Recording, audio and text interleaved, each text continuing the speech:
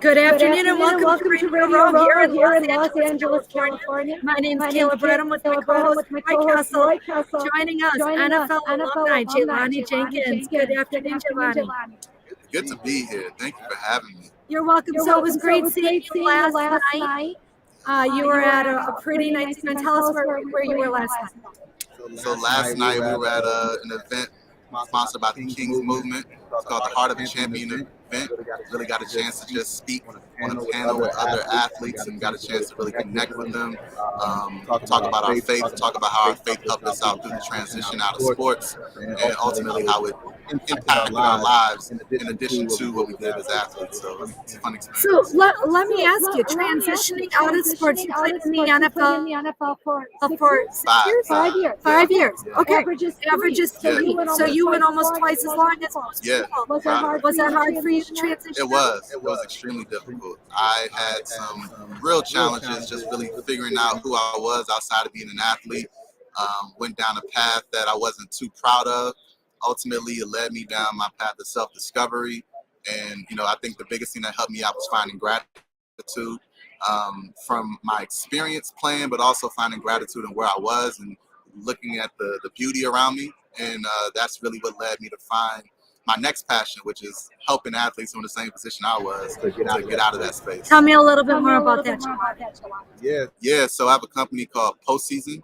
It's an app that helps athletes with their transition out of sports. So we partner with different coaches and experts to create educational content. And we host it on our platform, either as like online courses or live virtual workshops. And then we host that content. Athletes, they engage with it, they become members. They engage with it alongside other athletes who are in a similar transition. And so really our biggest thing is to combine community along with online learning and really good technology to help really bridge the gap in that next phase. So, Jelani, let me ask you a question.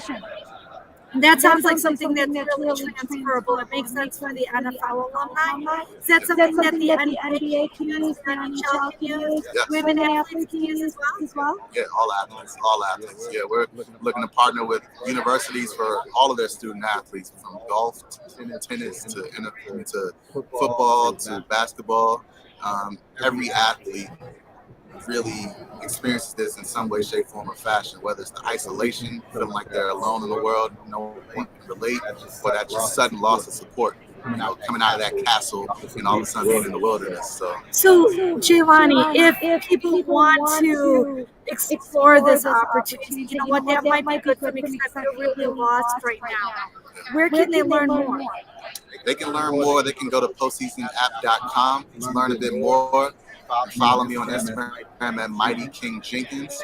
And ultimately, we're creating a community, looking to add as much value as possible. We actually just are getting ready to launch our custom app April 15th. And so we have a exclusive athlete community that we're launching on LinkedIn and Facebook, where we're really just going to be adding value and all of a sudden, and also just creating more hype for the launch and building that community. So we're excited about this. It's a good time.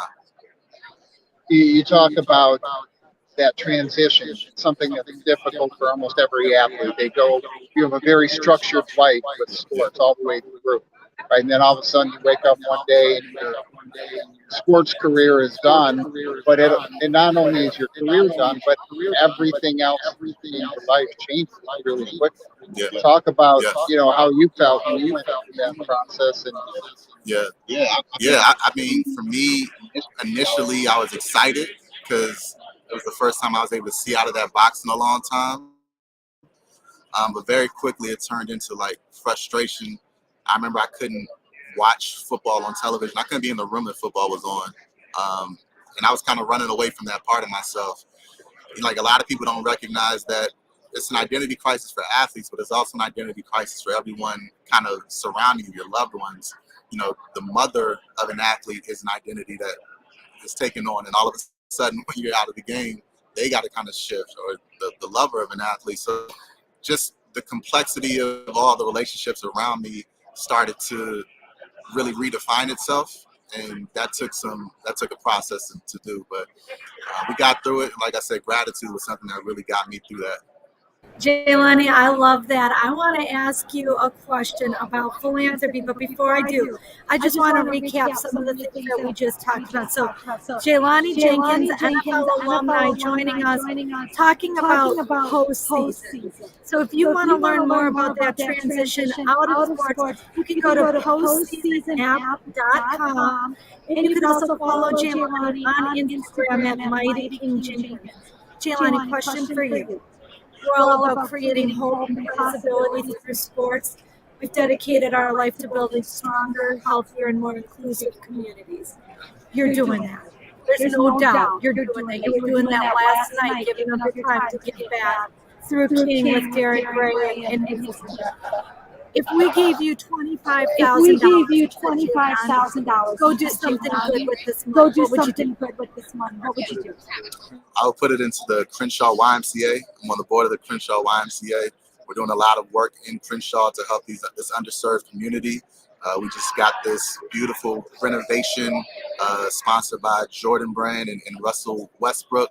There's a lot of exciting things happening. We're just looking to really continue to add value to them. We want to open up an entrepreneur program in the program and event section, a technology program. We want to really just give those children the opportunity to be all that they can be.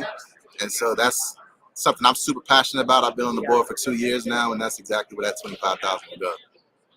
So my question for you, you're a man of gratitude. You said that, I don't know, 4 or 5 times in the last 6 minutes.